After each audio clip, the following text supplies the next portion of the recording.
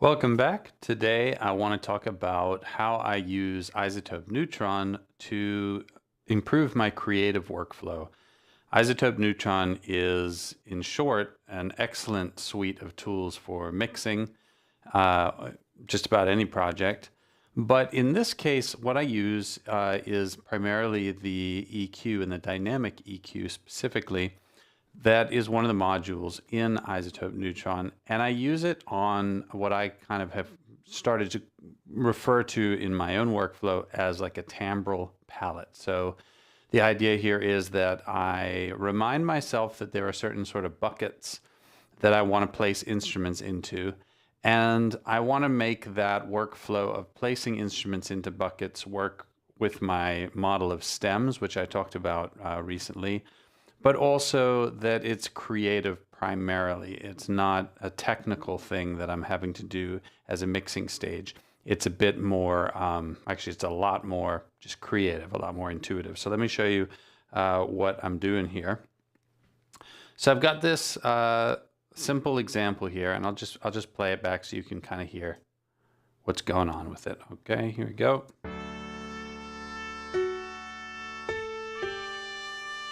So I've got a piano and I've got a trumpet.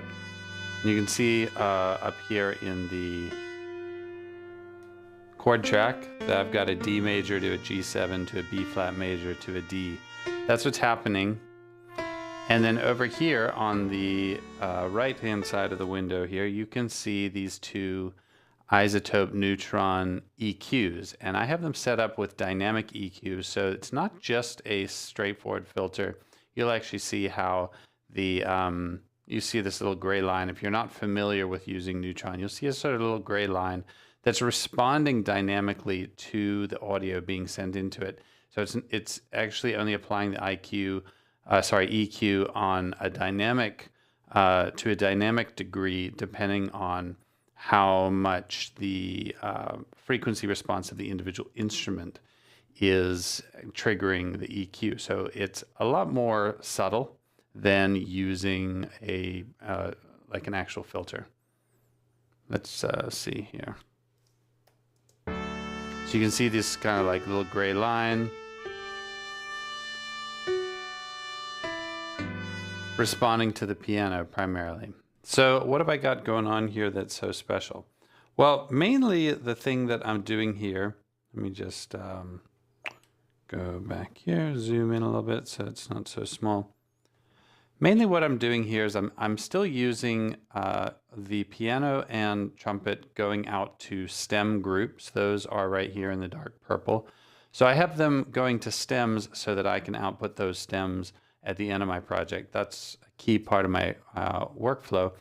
But I'm using sends within these groups. So within these buses, the buses themselves are doing a send and return out to these blue tracks. Now the blue tracks are what I call timbral palettes, and I've labeled them dull and bright, just to give two examples. And you can probably imagine that this one over here with this enormous high pass, that is the bright, and then the one above it is the dull. The one, whoops, sorry, it's to zoom that in a little too far. That's the dull, because I am cutting out all of the sort of sibilant frequencies, right? So by creating these two timbral palettes that I'm calling bright and dull, it facilitates my creative workflow. Now I have a set of MIDI knobs here on my controller that are labeled things like dull and bright, and whatever track I have selected here, stem rather, like here I've got the keys, then I can manipulate these sends that are up here in the inspector right here. Let me get that to zoom in a little better there. So you can see as I turn my knobs that I'm able to control how much dull is there and how much bright is there. So let's hear that example. Right, so I'm going to solo this piano, and I'm going to turn down the dull and just turn up the bright, and you can hear it's really like nasally and thin. I mean, it's very bright, but it's as I bring up the dull, I'm kind of bringing in the body, As I take out the bright, indeed, I get a very dull sound, and that's just from this dynamic EQ. Now, I prefer to use dynamic EQ because I don't want to be too heavy-handed with filtering. Another really nice aspect to this workflow is that I can, at the end of my production cycle, kind of have all my instruments not only sorted into stems, like keys and so on and so forth, but I can also have them sorted into sort of timbral buckets. So that's where the palette idea comes from. So I have already sort of sorted out how my stems are going to be put into, a dull bucket. Maybe I've got something very frequency rich, like say a synthesizer, like a subtractive or granular synth or something like that. And it's producing really low lows and really high highs and everything in between.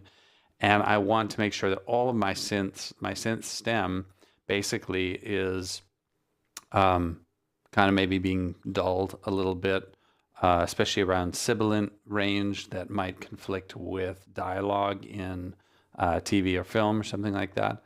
Now, one question that seems like a reasonable question, so I wanted to address it, is why would I do this rather than just slap an EQ on my stems?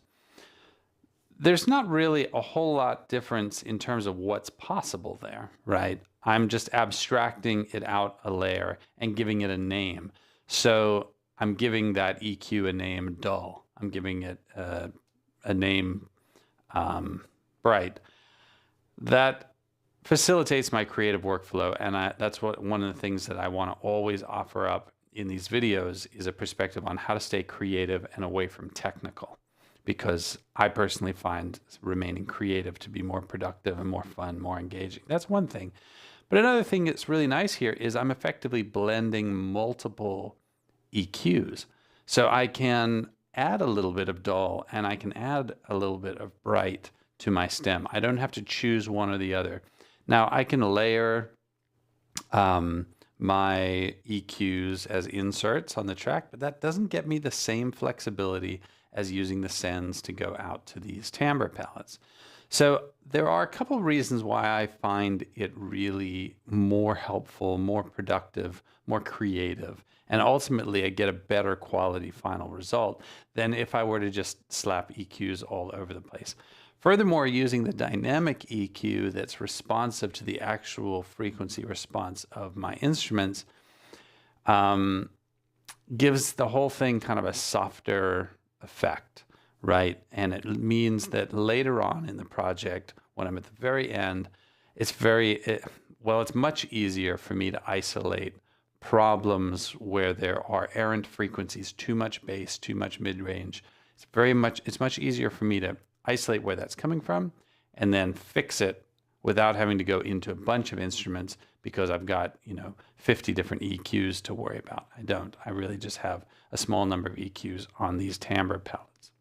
Now, these palette idea could be used for all sorts of other effects as well, delay or echo. I mean, obviously with reverb sends and things like that.